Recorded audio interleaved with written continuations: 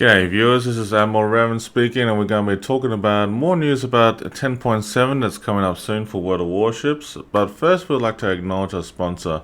Stream Raiders Stream Captains has been very beneficial to our community, and they have been very good for what they've been doing in the last 12 months for me.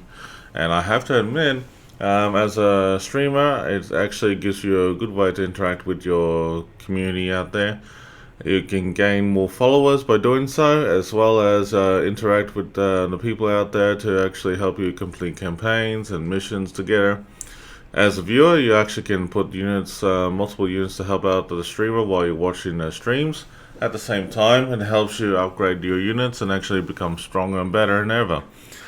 You also get different classes. There's also, different abilities and things like that in the game, which is pretty beneficial. One thing I love about Stream Raiders Stream Captains is that it helps you interact with your community more, and actually, as a sponsorship, it helps you, for your future giveaways or other things that you want to do with the channel, and also it helps both the viewer and the streamer to develop a good relationship between each other and have a good time. You also, as a viewer, you'll be able to purchase the customized skins that the streamer would have if they do, and also it helps support them. So anything that you do, my friends, Stream Raiders Stream Captains is something I would recommend entirely for you. So my friends, we are in the middle of, well, more or less, I'm going to be doing a quick update about 10.7. So we are going to be showing this lovely dev blog. So as you can see here, that this is the dev blog for World of Warships. I've been up to date at the moment at this stage in this video. So if you're not sure how to get there, it's blog.worldofwarships.com right there. So go check it out, and let's bring you up to speed.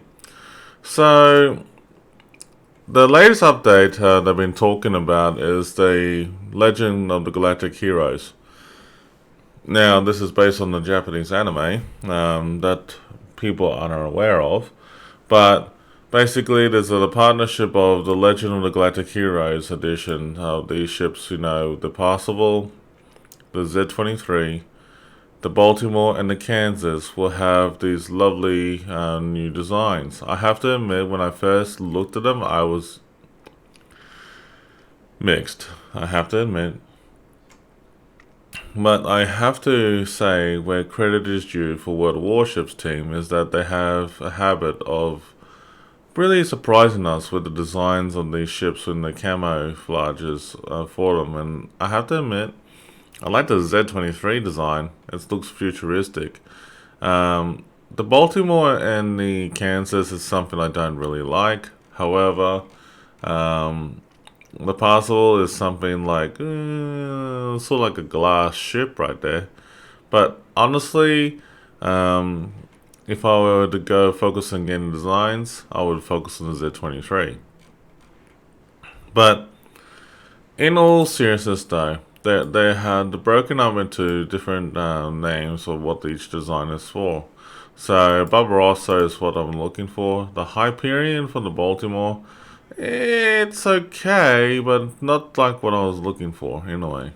But in comparison to the anime itself, and just by looking at it how it is, honestly, I think the designs for the ship is actually pretty straightforward. So I'm just going to have a quick look what the design of the ship looks like. Oh yeah, well, that's actually not bad at all. But, it's actually based on a good anime, that's for sure. Anyway, go check it out in your own time and pace about who this anime is all about. Looks like it's similar to some other animes that I've seen before, sort of like Space Knights or Gundam, like the general outlay of the characters and stuff like that. Looks like there's two sides of the coin here, and yeah, it looks pretty cool. I mean, like, I have to admit, it looks pretty cool. because, like, honestly, just by looking at this, I am not 100% sure what to make out of it right now. But it looks alright. But yeah, so I have to admit, it's not bad at all. There are two sides of it. We got the Alliance, the Free Planets Alliance, and also the Galactic Empire. It sounds familiar, doesn't it, with the naming of these ships and that, on the sides and that. But no matter. I mean, like, you just go with the flow. There's also, expendable camouflages like the Free Planets Alliance as well as the Galactic Empire. Both of them look pretty neat in a way. But yeah, there's like the containers, so it looks like in the game itself. Oh yeah, there's like a spaceport right there. And also some insignias and for you to get later on. But honestly, it looks kind of weird. I have to admit, these patches and stuff. But they're based on the anime, so I mean, like, it's something for fans out there will probably enjoy it a lot. Let's go back into submarine testing. Now, as you know, 10.7 has been pretty good lately, and in terms of the hype for the subs. Now, let me just start off with about the submarines. In my previous streams, I had streamed for World of Warships. I have to admit that I am starting to get a bit less bit less into, like, how would I say? I guess getting less interested in the submarines, because the submarines have been out there in testing since 2019, and due to a lot of criticism and feedback, the submarines are slowly coming together. It's taking time. It's getting there, but it's not out there yet. And the more hype we have for it, the more it gets pushed back. So honestly, take it as a grain of salt right now. So basically, anything that you've been looking forward to in the submarines, don't hold your breath yet. I mean, like, I know that the submarines will be coming out soon, but we'll see. Now, honestly, there should be a separate game mode like they did before for the submarines, but they are talking about bringing submarines into rank battles and also different gameplay. So I'm hoping it will be okay. I'm hoping, anyway. But if not, well, I'm not really worried about it. But it changes the submarine parameters. I mean, like, there are some, good things that have been changed over the tiers that they have. Each of these subs have their own strengths and weaknesses. They're mostly focused on the Germans and the Americans at the moment, and there's no Russian subs yet. However, I have a feeling that the Russian subs would be joined in to the battle mode later on. Same with the Japanese. But honestly, I don't think that will happen anytime soon. So let's just play it as it is with the Americans and Germans and understand their specifications. Now, obviously, the modules and that I've seen in the game, it has been pretty good. The anti-submarine modification, aircraft modification, was removed. And the ASW modification that was in the third slot has been moved to the fourth slot. It's basically anti-submarine aircraft modification. That's what they're talking about. So the specifications for it are pretty decent, but you understand why. So this brings back to the test ships. Now, the test ships have been in progress for a while. The D7 Provision is actually a ship that's a battleship, that has been under development for a little while.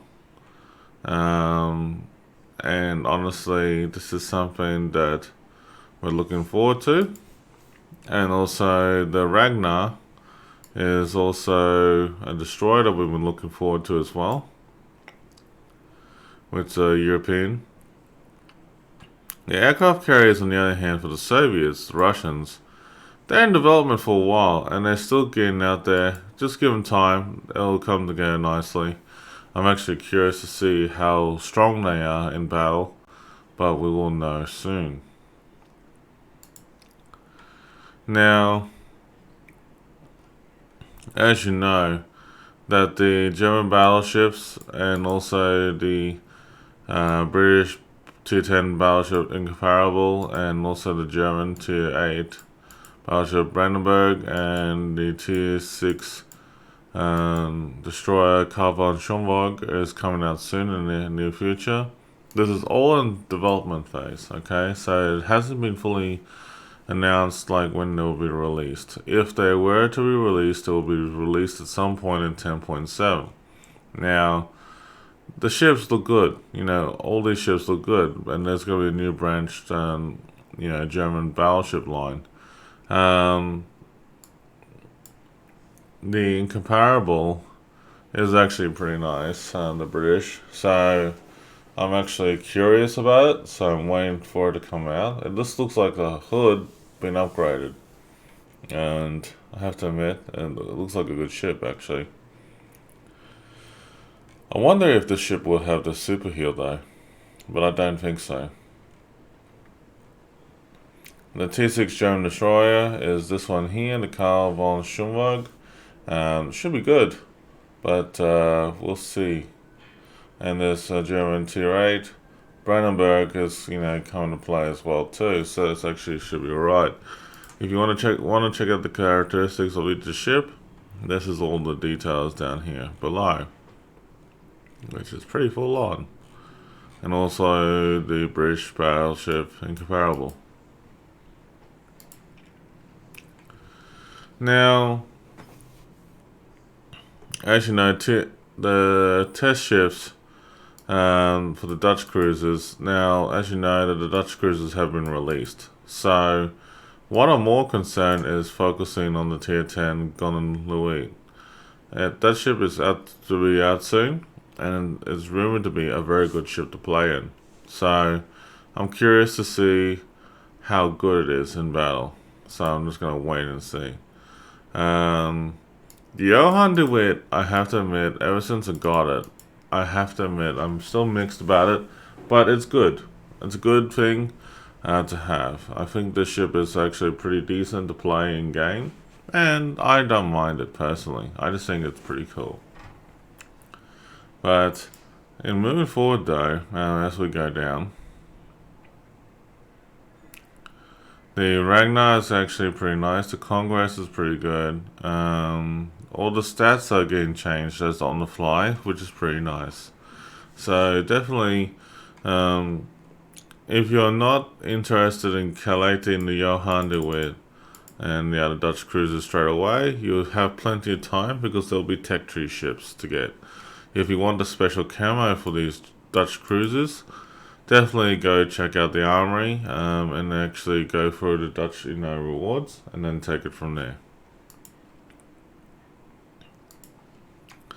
The commander skills is getting updated again. So pretty much when you see the Dutch, not the Dutch, when you see all these commander skills changes, be sure to pay attention to the pyrotechnician, consumable enhancements, vigilance, AA gunner, as well as the anti-torpedo protection, marksman for AA support, and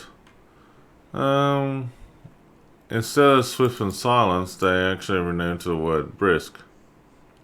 So, hang on, no, I take that back.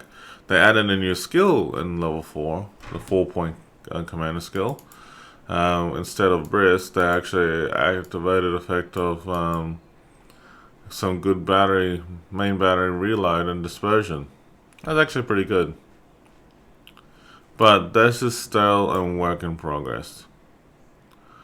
The improved secondary battery aiming is getting better, so that'll be interesting to see, especially if it is as good as it was for the Massachusetts, the um, German, American battleships, as well as um, the Russians and the Japs. Not sure about the British though, but I have to admit, by the sense of it, for all the nations to have this ability, it'll probably be good. I'll be curious to test them all out for all the nations. But that is still work in progress. It's nice to know that the secondary barriers are being worked on. But yeah, definitely check this out. It's not just for battleships, it's also for cruisers, also for destroyers, and carriers that all have new abilities. And honestly, definitely go check them out because some of it will be pretty beneficial, some won't. But given that the frequent asked questions have been put out there, the good thing is that they're really taking their time doing so and putting this right, for everyone. So this is actually pretty good feedback being shown here. Now, the Dutch Cruisers Part 2 event is coming really soon. Now, as of 10.7 is coming out right now in August, I believe that's when it's going to drop. And if it doesn't drop in August, we know it's coming out very soon anyway. So with 10.7, the D7 Provincian is going to be available in the dockyard. And there's going to be a new dockyard that's going to be remade that looks like this. And it looks pretty good. It does look pretty good. And the camo for it is pretty basic. It looks pretty nice. So this ship is going to be pretty much one of those ships that's going to look like, worthwhile getting. Now, the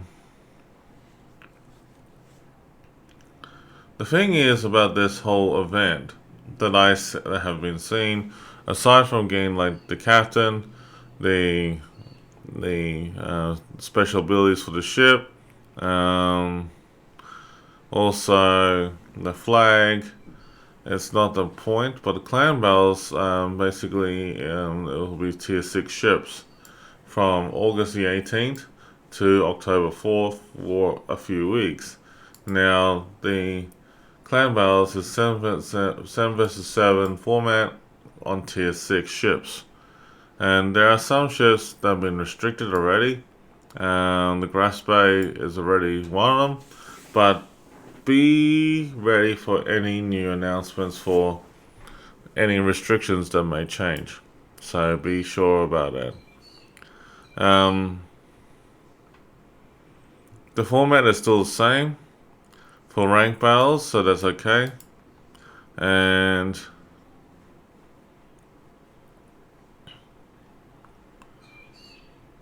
you can take some submarines, which are available for rent for free for random bundles, sorry. So that's actually pretty interesting. But yeah, this is getting in progress. Now, people have been talking about the Missouri. Now, the Missouri itself is an Iowa-class battleship, good 16-inch guns.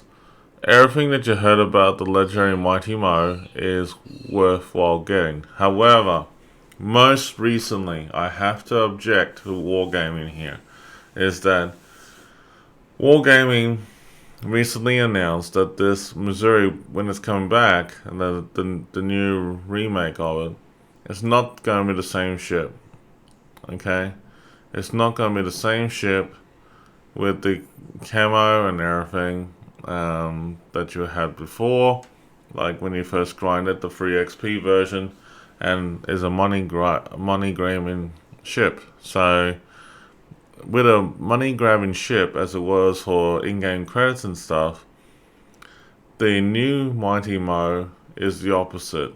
It's just a ship that you get with nice camo Good, these commemorative flags, patches, insignias, commanders, and that's it.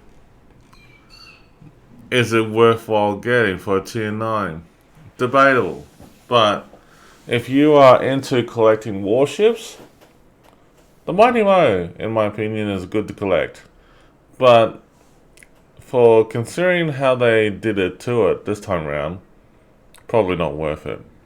So that's why I'm not 100% comfortable with the idea of the Mighty Mo coming back the way it is. If the Mighty Mo is coming out and it said like, hey, this is the MoneyGram ship, same idea, everything has been the same except the camo will be different, I probably would get it.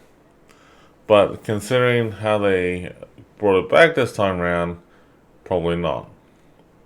So that's just one of my dislikes about it. Nice to have import as a collectible item though, but that's it. The FDR is going to come back as well with a new camo. New flags will be available as well. And these are the containers that will look like.